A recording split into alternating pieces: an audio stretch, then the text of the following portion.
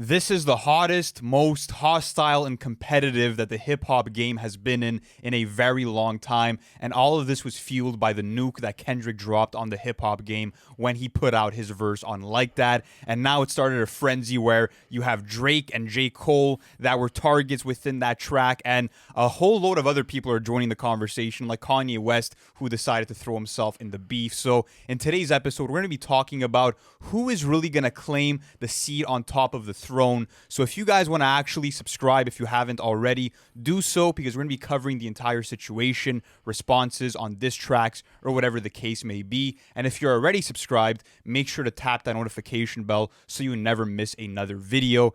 So Ant, let me tell you, man, like, it feels like the realest power struggle that we've seen in over 10 years at this point. So where's your head at all this, and like, what do you think's going to unfold? Well, I think it's good that we waited maybe a week to put out this video just to see how the sort of dust settles and how everything sort of progresses. And it was a very interesting week because obviously you got We Don't Trust You, which was, I believe, a couple of weeks ago at this point. Yeah. Well, not last release Friday, the one before that. And when Like That dropped, like you said, there was obviously the massive verse from Kendrick Lamar that was calling out Drake, and also J. Cole with the first person shooter lyrics and much more. We put out a full breakdown on that on the channel if you want to check it out. But even more interestingly, if you actually progress through the week, you saw that, there was not necessarily a response from Drake or J. Cole right away, and everything kind of went silent. But Drake at concerts, through IG captions, even through his father, which was pretty funny, there's been a bit of pushback, and there's been this sort of sentiment of like, well, I've acknowledged it, so let's see what happens next. And that's kind of where I'm at, is sort of in this uneasy boat of who answers next, right? Because at this point, Kendrick Lamar has sort of washed his hands. It's up to them now if they want to respond. And Drake is alluding maybe to the fact that he's ready to get back into this. But what's even more interesting is that as the week progressed, you had more and more people that chimed in. Example, Kanye West just got on his IG speaking about how, back at the Free Larry Hoover concert, he was Drake, which I don't know, how valuable that is, but then also the No More Parties in LA situation actually going at Kendrick. So it seems like there's sort of an imbalance at the top right now, and everyone's trying to gun for that top spot. So what do you make out of this situation now that we're a week in and that there's not necessarily an official diss song that's dropped, but we're kind of progressing through the year and we're starting to see that tensions are still rising? Oh, yeah, for sure. And I feel like right now it's a situation where we're playing a waiting game, where everyone's just waiting to see, now that the dust has settled, it's been a bit of time, how long is it going to be until we get that response from Drake? How long is it going to be until we get that response from Cole? And I think we're going to get both of those. But I feel like Drake is playing a very intelligently right now, just because he could have jumped out the window the same way that he did against Pusha T, but this time he's deciding to actually handle this like a war. He's being strategic about it in the sense that he's probably thinking, well, how many are they on that side? What type of artillery are they playing with? And once I have those answers, I can make my move. And to be honest with you, I feel like it would have been a bad move for him to answer right away. Like, a lot of people are saying, oh, Drake already lost. He waited more than a week to answer. It's over with. He waited too long. But at the end of the day, I mean, Kendrick took 6 months to respond to first-person shooter. Even if they weren't direct shots, those were still blatant shots enough to know that he's being left out of the conversation. But right now, it's interesting to see how it's going to unfold, because it really feels like a Royal Rumble where you have a bunch of rappers flying in under the ropes, ready to take sides. You have Future and Metro Boomin, who, what some people are calling, made a full diss album against Drake. You have Rick Ross and Navin following Drake. You have people like Travis Scott, 21 Savage caught in the middle. But at the end of it, I feel like even Kanye West coming in, it's irrelevant. And tell me if you agree, because for me, this is a battle of an era. This is a battle between the 2010s era, three guys that came up around the same time, managed to dominate the masses and be at the forefront of hip-hop. But Kanye West has had his heyday. Oh, of course. I just think it came at Could a he time. could he still claim the throne? Let me ask you that. Kanye Well, West I right think now. Kanye's gonna forever have his lane, and he'll forever be a legacy artist at the end of the day. So, same with everyone that's in this conversation, to be quite honest with you. But as you said, I do feel like this battle is between Drake, J. Cole, and Kendrick Lamar, and this has been sort of an elephant in the room for years. I mean, there's full of breakdowns on YouTube, and there's full of breakdowns of bars that you could go into, which is proving to the fact that they have been going at each other for years now at this point. And I think that it kind of came at a sour point for Kanye because obviously he's doing all of the vulture stuff and the listening parties were super successful. This is obviously all independent for him. And now you have this whole sort of like boom that happens in the industry. And all of a sudden, the limelight is kind of taken away from him, if I'm being completely honest with you. Because think about it. Before that diss track dropped, it was all Kanye West, right? Everyone was looking for Vultures 2 Party, whatever the case may be. And I'm still looking for those listening events. Don't get me wrong, guys. But, I think the tides have shifted to a completely different area at this point. So let me ask you something, okay? Because obviously the conversation has been between Kendrick and Drake, right? People want to see that battle go down. Everyone's rooting for Kendrick at this point just because they want to see if he could take down, that top dog that's been so dominant and that's kind of gone into these sort of feuds for his whole career in Drake. But I think the real competitor in the room is always going to be J. Cole. I want to see what J. Cole does. So let me ask you something, right? Because J. Cole's been awfully quiet. He just finished off his tour with Drake. There's Dreamville Fest that's coming up. If you guys are watching this after Dreamville Fest, well, maybe something had happened. We had probably covered it. But let me ask you something. How do you think that sort of fuels out? Because if you look at J. Cole, like him and Kendrick are neck and neck. Like that is a battle that you cannot deny at this point. So how do you think that develops? I feel like J. Cole is in the best position right now because there's not really any pressure on him. A lot of people are not even expecting him to respond because I feel like when you look at J. Cole, the whole hip hop game, including the rappers, including the fans, they view him as Switzerland. They view him as this neutral, peaceful entity that will not strike at you and that's sort of gonna like play the backseat even though he has the talent to go at whoever he wants. But this is a great situation because I could see this being a case where it's the tortoise versus the hare, where it's like slow and steady wins the race. The guy who you never saw taking the lead ends up passing everybody else because I'll tell you this, verse for verse, bar for bar, right now J. Cole is the best rapper in the game. Looking at Kendrick's most recent verses, Drake's most recent verses, Kanye's, fucking Nas's, whoever you want to name. But the thing is that people don't see him as a threat, even though on first-person shooter, I mean, he gave his flowers to Kendrick and Drake. On the same song, he said, I still want to get me a record with YB after YB dissed him on a song. So this is interesting, because we ended up putting this up on our IG, and I wanted to bring this into this episode because we had put out a clip that sparked a lot of conversation in the community. Some people call this brain dead for even, thinking about this, and then some people actually agreed with us that, Drake and J. Cole are going to be able to top this verse unlike that. So when we asked the question on IG, Drake and J. Cole can top Kendrick's verse unlike that, do you agree? 51% of people said yes. 49% of people said no, 5,700 responses. Yeah. So how do you feel about the community engagement at this point, right? Because you're looking at everyone and everyone's giving in their 2 cents. You have randoms coming out of nowhere and sticking out their neck talking about the hip hop game when they've never covered this genre, and they're just talking about anything and everything to be able to get their clicks and their views. And I think, you do your content as you want, but looking at the hip hop community, kind of get all of everything out of there. Think about all the fluff that people have been creating and get that all out of there. Hip hop lore, just looking at it for what it is.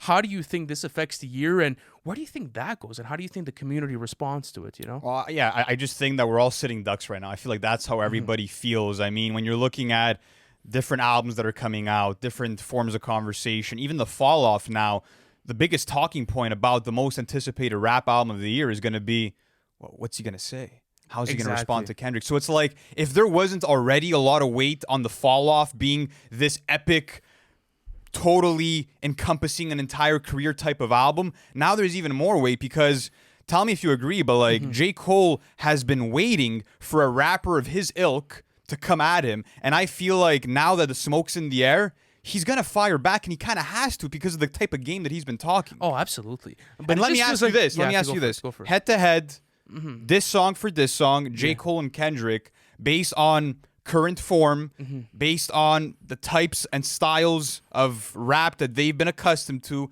who do you see coming out on top? Oh, this is a great question. Okay, so and not who you want to come on top. Yes, who do you see who do coming I see coming out? Okay, so guys, listen. Lou and I are advocates for all these rappers. I mean, if you look at the back of the wall, we have literally all three of them in the back of me right now. These are literally our goats, and we've been covering them for such a long time. I have a hot take. I think Cole comes out on top. I swear to God, because he's too silent right now.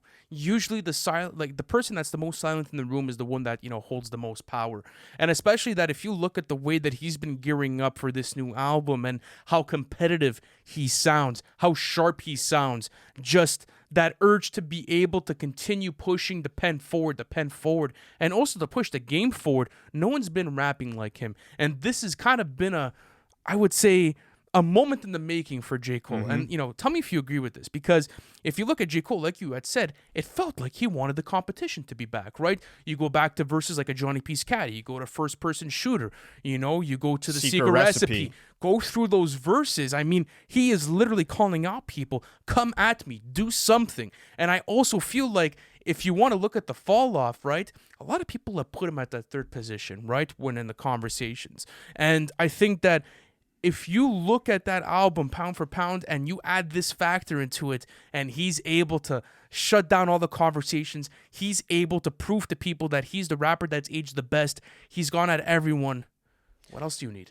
What else do you need? That would be my prediction, is that he engages in the battle with Kendrick, he wins, he drops the fall off, it's a classic album, he gets the throne. If he can accomplish those three things, he gets the fucking throne. And I think that it's very likely that happens. I think J. Cole comes out on top if he engages. But onto the side of Kendrick and Drake, I feel like this is where the focus really lies. Yeah. I feel like people have been wanting... You feel like this is the short form sort of focus. Like kind of like the short-term focus. It is. Kind of like this is what everyone's looking like, but there's a lot bigger. There's a bigger picture at play. Absolutely. So how do you think that affects the bigger picture, depending on how that sort of settles out, Well, I think what could happen is that maybe Drake and Kendrick engage first, someone comes out victorious, or maybe someone stops responding. Whoever people claim as the winner between that battle, that's fine and all. But again, it still leaves J. Cole in a position where it's like, well, I was called out. Like I was called out as a craftsman. I have to show what my pen could do, and I have to show that I'm a real competitor. So I feel like regardless of what happens there, he still makes his way in. And you know what? People can't make excuses for J. Cole was kind of just like thrown in there just because he was trying to get the Drake, whatever the case may be. He quoted one of J. Cole's bars. Yeah, that big 3 bar is a J. Cole bar. It is. And he literally said, "Fuck you." It's like the only big. It's the big me. Absolutely. So at that point, it's like no, there's like some real shots being thrown here. And there's also Kendrick also starts off the song about like you're speaking out of your neck, and one of the first few bars on the Secret Recipe is about J. Cole going at rappers' necks. Like, there's a lot that you can go into and sort of highlight and be like, well, this has a parallel to this bar. And do you find that's a tricky game? Okay, it is a tricky game. Absolutely, because there was also another thing. Metro, chimed in on the situation, and he had said, just enjoy the music. Don't look too deep into it. But the hip-hop nerds are going to do their hip-hop nerd thing, right? Like, you're going to go into Genius and you're going to try and find all those little parallels. So let me ask you something, right? Because we're obviously nerding out over this shit. Yeah. And, this is one of the greatest spectacles that we've ever seen, in hip-hop history, especially from dominant forces coming at each other. How have you sort of analyzed this whole situation without sort of getting too deep into it, right? Because you could always say, well, I'll go back to 2014 Forest Hills Drive and I'll connect it to Pimp a Butterfly and I'll do this. At that point, it gets a bit too much, So how have you sort of like strung everything together? Well, I feel like J. Cole has said, the three of them are the last of the Mohicans. These are some of the last guys that look at every other rapper in the game like they're lunch, like they're better than them. And I feel like they all have the mentality of wanting to show and say that they're the best. And I feel like because of that mentality, it doesn't matter about all the subliminals in the past. Now, the tides have turned. Kendrick is laying it all out on the table and saying, it's time to prove that you're a problem. Yeah. He's calling them out directly, so they have to respond. But going back to Drake, I want to focus on that for a little bit. Yeah. What do you think he has to do to win this battle? Because people are already putting him at a handicap. People are saying there's no way, no matter what dirt Drake might have on Kendrick, if it even gets on a personal level, regardless of anything, he cannot out-rap Kendrick. And also, let me ask you this. Do you also feel like despite what happens in this battle, Drake, by a lot of people in the community, will still be viewed as the king on the throne because of the numbers? You can't deny the numbers game. So let's get that out of the conversation. Like, But for some people, that's enough. For some people, that is Well, no, what it takes to be on top of the okay, throne. well, I think when you speak it from a business perspective and a marketing perspective, undisputably, it goes to Drake, right? I mean, he's completely dominated chart records and streaming records for years at this point, and that's not going to change. I think it changes in community sentiment and hip hop lore, right? Kind of like that big Jay-Z and Nas sort of thing, where, yeah, if you ask a lot of people in the general public, whose music they probably listen to more, or maybe like, who do you think is better? People might say Jay-Z. But let's say on our list, it's going to go to Nas because they've had those head-to-heads. Then you go into the discography conversation. Then you start going into the rapping. So that's for another day. And we already did our rankings if you want to check that video out as well. I just think that when you look at this Drake and Kendrick situation, it's quite interesting because, Drake's taking, like, and he's admitted to this, he's taken his L in 2018. He's been in this rodeo before. So in my head, I'm kind of thinking about this and I'm like, yeah, everyone knows that Kendrick could probably out-rap him on a track, but that's not necessarily what it's about. If you're being completely honest here at this table, there's a lot more at play than that. Yeah. It's the gotcha moments. It's like, how could I expose you for who you really are? And that's a completely different ball game. At that point, like, we're not talking about getting Ka or let's say even a Lupe Fiasco in this conversation. It's like, who's going to say what to create more shock value, to be able to sway the opinions on their side, and to be able to break down character. And I feel like when you look at that type of conversation, it's open field. I mean, anyone can really do it. I get and I understand why people are saying that, right? You're talking about Kendrick Lamar, a guy who opened up the can of worms, right? So he must have something underneath his sleeve, and the guy that dropped the Control verse. And he's been inviting this conversation for years. But you're also looking at a guy that Loki has nothing to lose at this point. Everyone's already against him. Yeah. What happens when you take a pit bull and you put him in a corner? He's gonna want to get out of that corner. And listen, anyone that's just saying that, oh, Drake's not a wordsmith or oh, he's gonna need his ghostwriters, this is a completely different type of Drake here.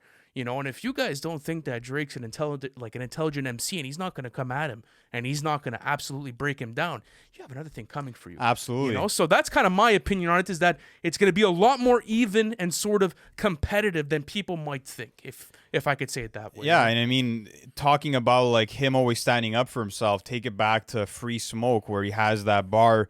I didn't listen to Hove on that old song when he told me pay it no mind. I get more satisfaction out of going for your head and seeing all of you die. And I've seen a lot of you die. Like, I don't think that mentality and that hunger to prove that he's the best has changed whatsoever. Even after that loss, if anything, that's probably given him more fuel to prove himself as an MC. And we know that aspect of him, besides the pop star of Drake, that aspect of being an MC who's worthy of playing amongst the best, that's still in him. He proved that on Scary Hours 3 that he still wants to be regarded as a purist. Exactly. He still wants to be regarded in that light, and I feel like he's going to pull up a fight. I just think it's going to be a cat and mouse game where it's like, you go first. No, you go first. In terms of dropping an actual full-on diss track. Some people are going to say, it's Drake's turn. Kendrick dropped the verse calling him out directly. Now he has to go. But, I mean, maybe Drake just hits him back the same way and just gives him a few lines on a feature verse. Who knows where it plays out? But, I mean, again, I feel like Drake is the underdog in the situation, but that could play into your advantage. It always plays into your advantage. There's less pressure on you to deliver. Well, not only that, but I feel like you could also surprise people. Yeah. You could bring that element of surprise, right? Like Kendrick Loki has everything to lose in this situation. He does. If Kendrick Lamar loses this battle, I mean, people look at him in a little bit of a different light at this point. And you're talking to a Kendrick Lamar purist here. I've been following his career for a very long time. We're big fans of his music, and he's my favorite artist of all time. But I think that I'll always view him the same, and I'll always view the catalog the same, but everyone's kind of looking at him as like, you're the guy to beat. You're the guy to really go at it, and we have to take you down. So it's like, with all that pressure, now that you've invited onto yourself, if you catch a scary J. Cole and a scary Drake, that's not no one. That's not easy competition. You're really inviting some of the biggest forces in hip-hop to come at you. So how do you think that affects Kendrick, right? So let's talk a bit about Kendrick and just, the can of worms that he's opened. Now that the dust has settled and you've been able to really analyze the situation, if you sort of see this going the other way for Kendrick where he doesn't get it and he doesn't win the battle, how do you see the community responding? How do you see that sort of sentiment going on? That would be the biggest plot twist out of this whole scenario, is if Kendrick loses the battle, especially if he loses it to Drake, because I feel like most people view it where it's like Kendrick and J. Cole are on the same